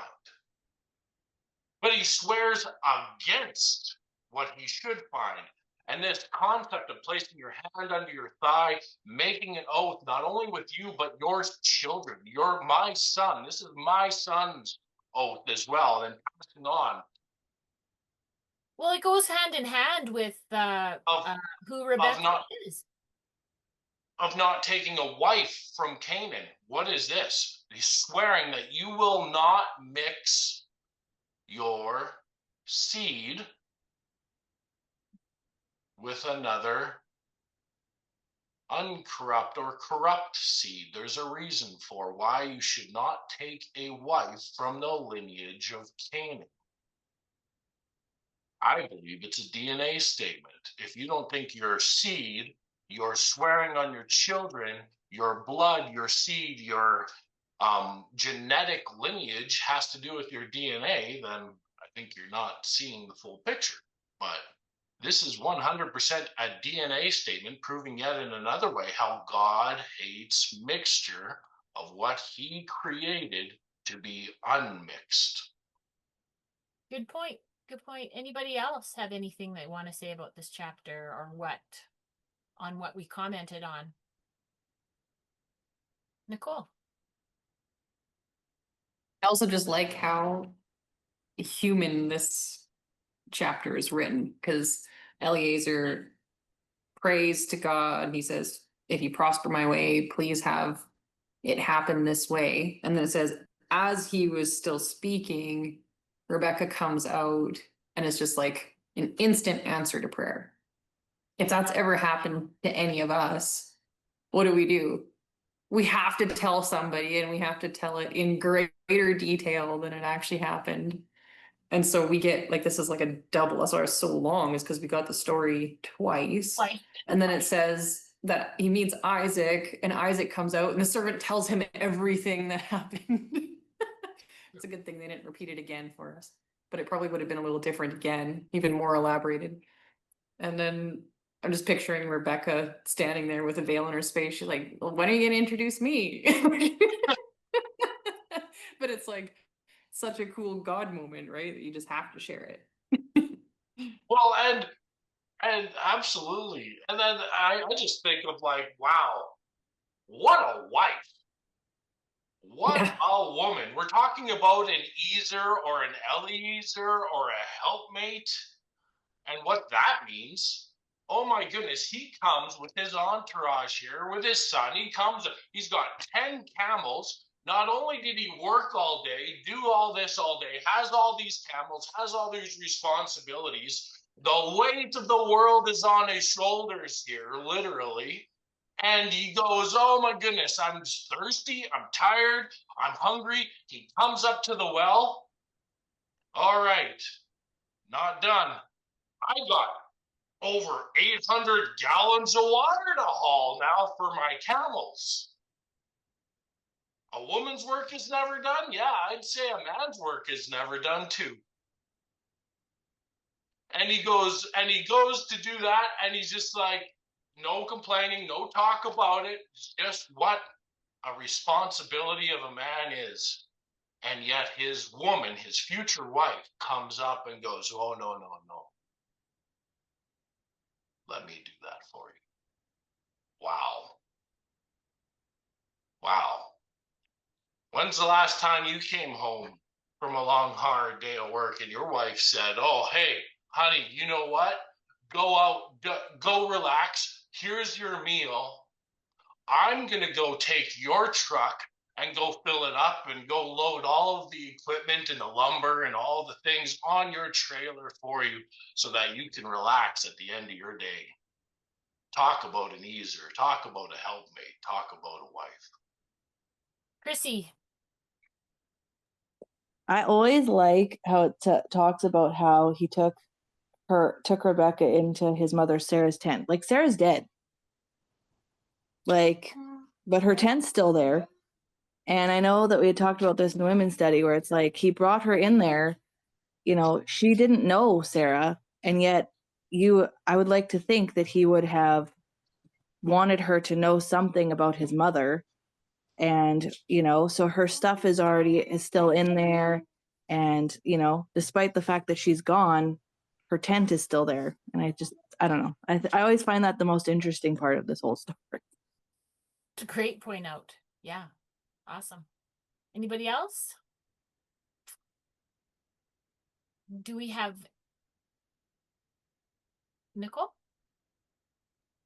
I'll just read if you want. Sure.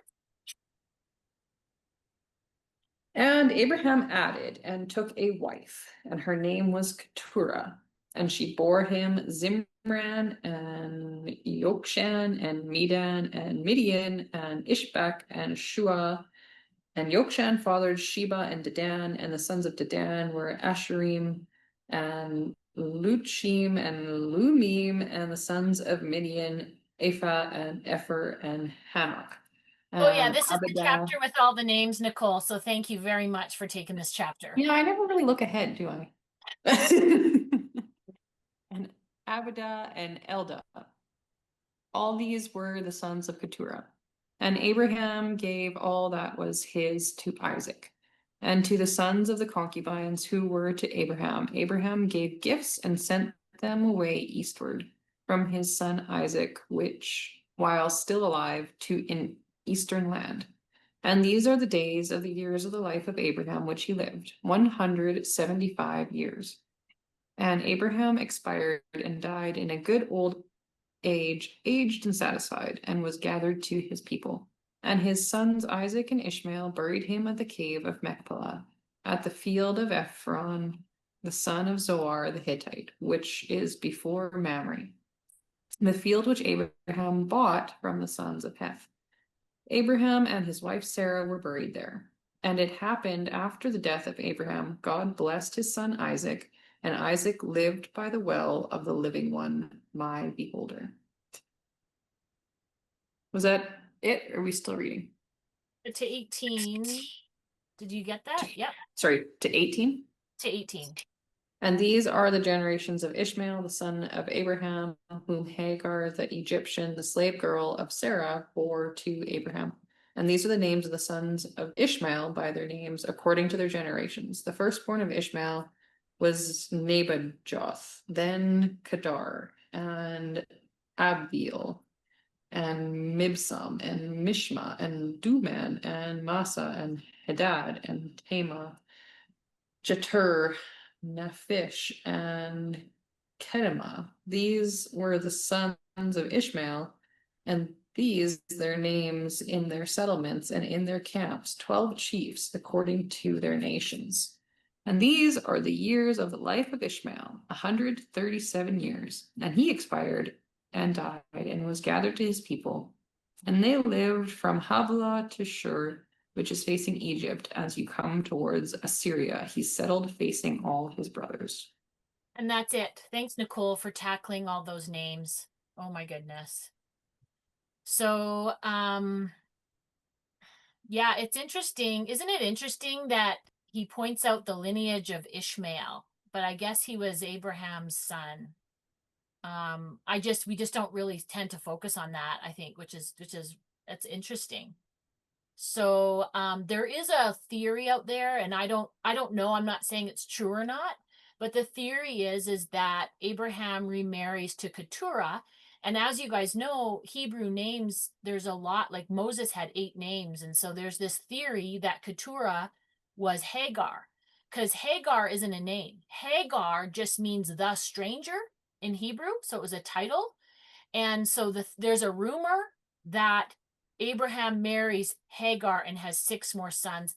I don't know if that's true. I'm just saying that it was a theory that was put forth. And so we know from Ishmael that he has 12 princes. The 12 princes of Arabia are come from Ishmael's line, and there's all their names that Nicole so wonderfully read that I'm not going to go over again.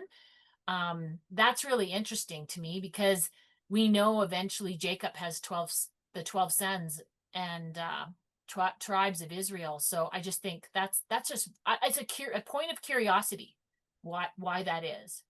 So, and then last year I went over Daughter of Zion, and I'm not going to go over it again because I don't know. And then I just wanted to point out that there's a parallel here that we're seeing a lot. I guess I like seeing the patterns of Rebecca and Isaac. We have this trip to a distant land, a stop at a well, a young woman coming to the well to draw water, this heroic drawing of water, the young woman going home to report to her family, the visiting man brought to the family, and then a subsequent marriage. We see that with Isaac and Rebecca. We see that coming up in the story in Genesis 29 of Rachel and Jacob. We see that with Moses and Zipporah. And it's begging us to point to the parallel of the bride Israel and Yeshua, the bridegroom. And so you can make some really good parallels with that. I think that water is no coincidence as well when you think about the pouring of water and the watering of what water represents in the scriptures. And so I like to point out those parallels. And so what I got this, I can't remember, I got this from a teaching that I thought, wow. And I brought this up last year. We had really good discussion over this slide last year. When you think about Rebecca for Rebecca, it means to cleave or to be broken. And that we're in this state of engagement, we're supposed to not commit adultery. We're supposed to forsake all other lovers and be in waiting for Yeshua to return, our bridegroom to return. And, I want to read Revelation 12:17, where it says, I think I have it here somewhere. It says, and the dragon was enraged over the woman. Who's the woman? Right? We know this is Israel. And went away to make war with the rest of her seed, those keeping the commandments of God and having the testimony of Yeshua, Mashiach. And so that's where the battle is. The dragon is making war with you and me that hold on to the Torah and Messiah, and these are our weapons. So I just thought that was really interesting. I did do a deep dive in the names to the 12 princes of Arabia there through Ishmael's line. And because I thought, man, all the lineage of names tells a story. I wonder if this also tells a story. So I looked up their meanings and put it into a sentence like you can do with any other lineage in the Bible. And I was working around that. And it's interesting. Nephish is a kind of a root of the soul, right? That he that rests or refreshes himself. So it's just to give you an example of how you can translate all those names. I did this a couple of years ago. So, but you can string those names in a sentence. On the heights of power of darkness become the dark servant of God, sweet smelling, hearing and obeying, smokes or helps the prophecy crash made complete, the succession that refreshes or rests himself toward the east. And I'm working on it. It doesn't quite work, but I just thought that was just really interesting to me. I don't have anything else on those lineage nor am I an expert on any sort of the history. It's just really interesting to me, especially when they say that the last one is eastward, or this is an Eastern religion and Egypt is east of Israel. And they do turn their backs to Israel to pray. Mecca is south, but Egypt is east of Israel in that time. So that's just really interesting. Anyways, anybody else have any other thoughts on this chapter? Things that came up? Chrissy.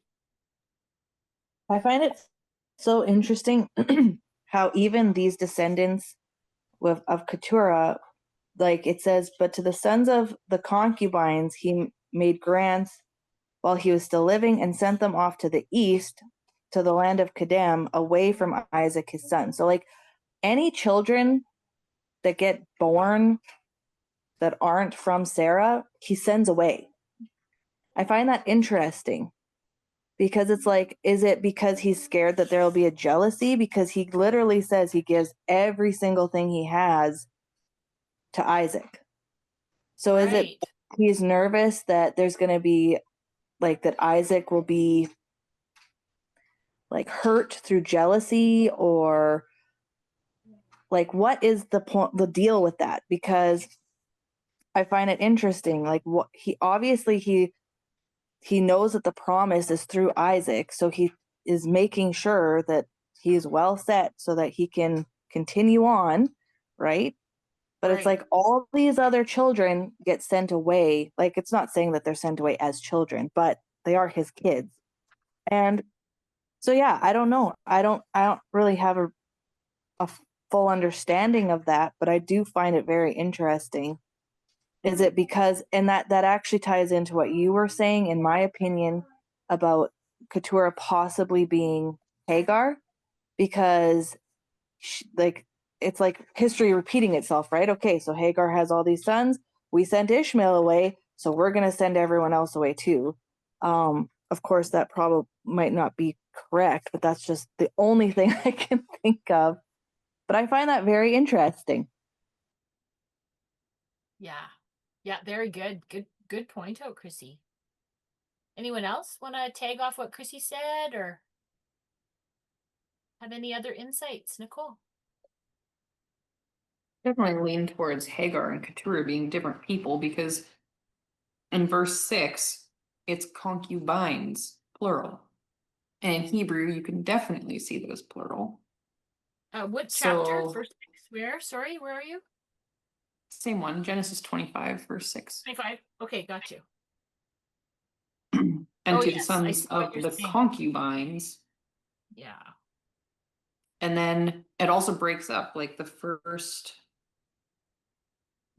8 verses are about Keturah's lineage and her sons. And then verses 12 to the end, or 12 to 18, are about Hagar's sons and their lineage. So why would those be separated if they weren't the same person?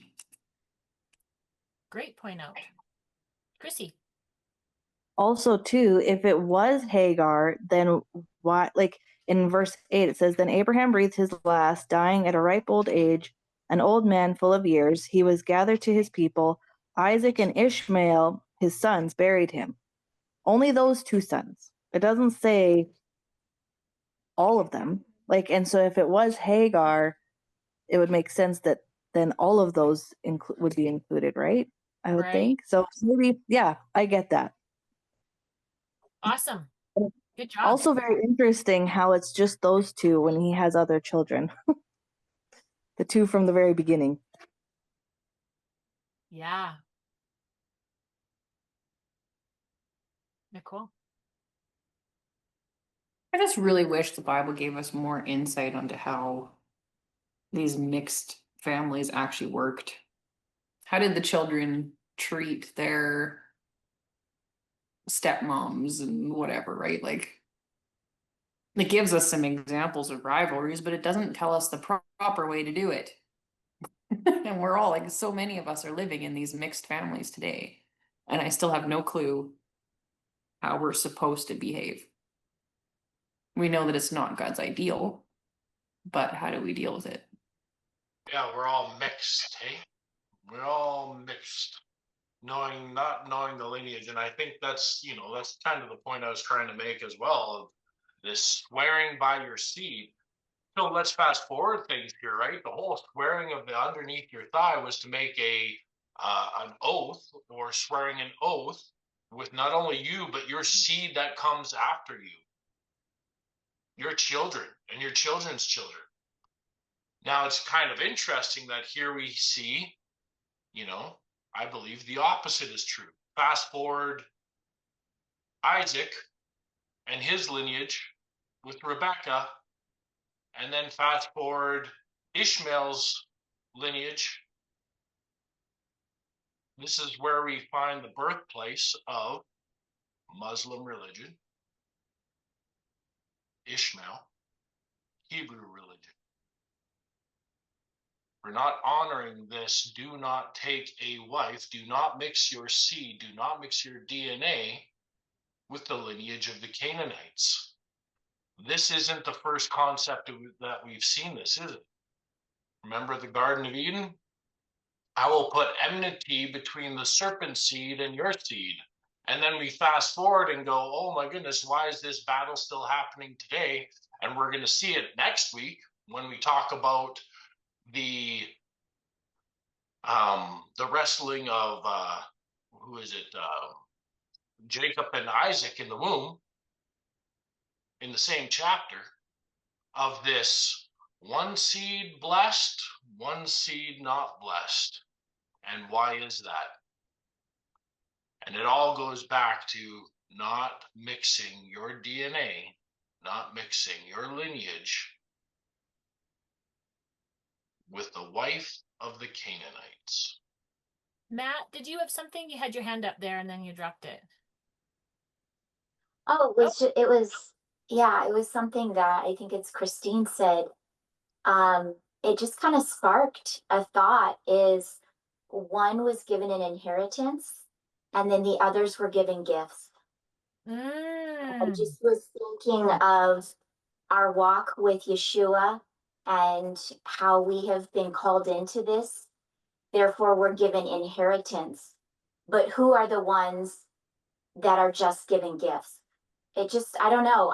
I'm sitting here trying to process this, and there's a big difference. I want to have an inheritance. I don't want to be given just a gift. Wow. That's a really great insight. I love that. Okay, sorry, Matt's wife, what's your name? I'm Trish. Trish? I'm Trish. Yeah. Okay, welcome, Trish. Yes, Trish needs to talk more. Good insight. Oh, that's awesome. Thank you. That's Holy Spirit. That's not me. That's Holy Spirit, not me. Love it. Very good. I like it. That goes right into birthright. What is the firstborn of the beasts of mine, says the Lord? The firstborn are mine, says the Lord, of the beast and the cattle of the field. And what is your birthright? What is your spiritual birthright? Is it not inheritance? Inheritance of what? Inheritance to be grafted into the land of Israel. The kingdom. It's a spiritual inheritance of not by usurping your, how do I say this? By usurping your covenant of your thigh covenant being placed on your side, you're also swearing that you are giving your children your birthright, your inheritance when you die. And we see Abraham dies here. What is his inheritance? His birthright. And then you take this and put it into spiritual terms. Those who are born once will die twice, and those who die twice will be born once. Your inheritance. If you are born twice, you will die once on earth. To be born again. And what does that mean? Your spiritual inheritance, not only of your father's blessings, but your land. It's a two participle. It's a physical birthright and it's a spiritual birthright. And it's funny that the opposite is also true. You can give up that birthright of the inheritance of the land, I believe, spiritually, if you take a wife from the lineage of Canaan.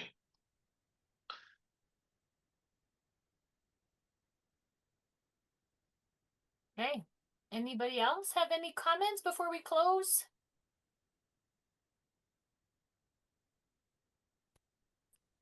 Oh, yeah, go ahead, Trish Matt. has one more. Yeah, Trish. Um, One of the things I think is important to point out is that through Yeshua, we have been given this opportunity to be considered in the inheritance. You know, we're talking here about a select people group that were just given gifts. And we have to remember today that Yeshua has chosen to reveal himself to that exact people group across the world. That he very much loves those Islamic people and has made a way of inheritance for them. And I think that is super cool because when we read this, especially those in Western Christianity that think it's all about them, Yeshua has made a way for so many groups. Mm-hmm. And that really touches me, really honestly. I love that you pointed that out. Mm-hmm. Nicole? Yeah, because it's tempting to read this and say, oh, like Isaac is receiving the inheritance because he was born to Sarah. And in a way, that's true. But I don't believe that all those other children didn't have an opportunity. Right? We don't get enough detail to know for sure, what kind of character Ishmael is. But Nope. through all of the patterns of the Bible, we can conclude that he did something wrong or he acted wrong towards Abraham or towards God, just like Cain, all these other examples that we have. And then we can probably conclude that Keturah's children had a similar mindset as well. So Absolutely. definitely doesn't mean that Isaac, just by his birthright, was the only one that could receive a blessing. Absolutely. Well, Ishmael too. He's still a son, right? In the birthright goes first to the firstborn, but then also there is a birthright for the secondborn, right? And then my question is, with that being said too, is I wonder, like, are we told who Ishmael's wife was? Isaac swore an oath. He wouldn't, or Abraham swore an oath for Isaac. He wouldn't take a wife from the line of the Canaanites. And it doesn't say that he did, but it doesn't tell us something interesting. I don't believe it tells us who Ishmael's wife was and whether he took a wife from the line of the Canaanites or not. And if that's why the blessings and the curses apply to one and not the other. I'm not saying that they're not able to be saved. There is still a son, but I believe maybe that might be the beginning of a one religion versus the other, let's say.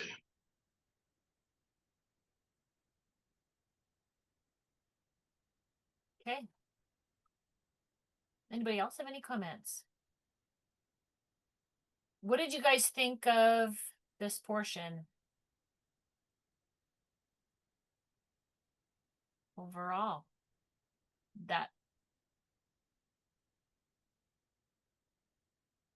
Nicole? Just in Exodus 21:21. And Ishmael lived in the wilderness of Perah, and his mother took a wife for him out of the land of Egypt. Oh! Interesting. Egypt. Yeah, so we don't know her name, but she's from Egypt.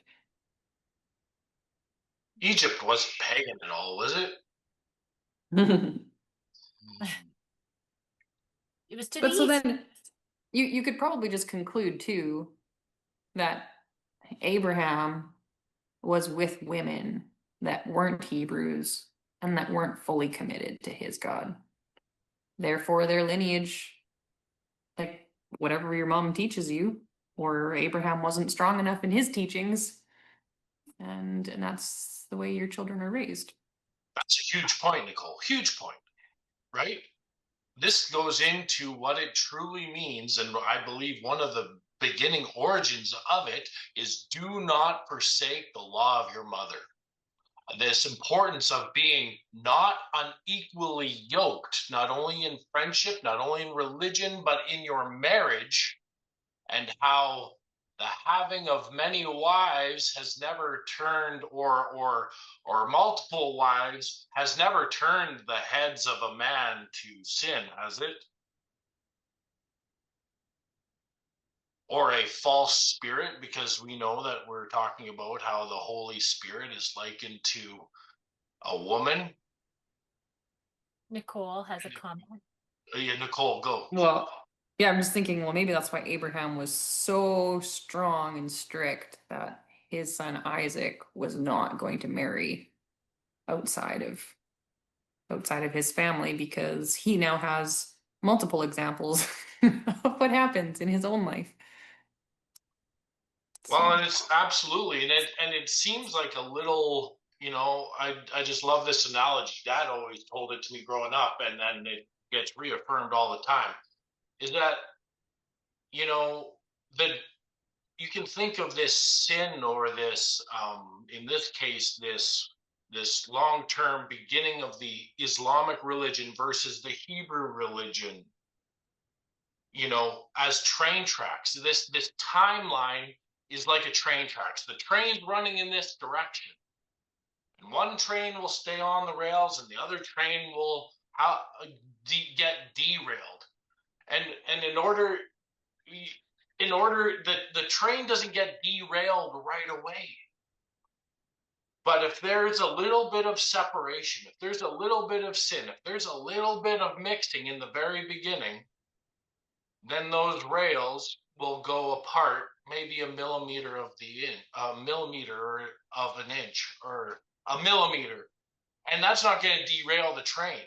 But where that leads 10 miles down the road, in this case, the Islamic religion versus the Hebrew religion, that derailing doesn't happen right away, but the rails slowly grow apart as you keep going, and eventually the train gets derailed. And I believe what we're witnessing here is just that beginning of that mistake, of that separation that leads to catastrophic failure down the road.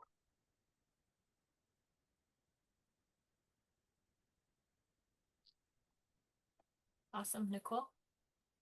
Well, and just to throw one other thing out there is, we do see the pattern where it's the women, like who the woman is, the children follow after. And then you also have the principle in the Jewish faith that the mother is the Jewishness and the father is the tribe. So why is that?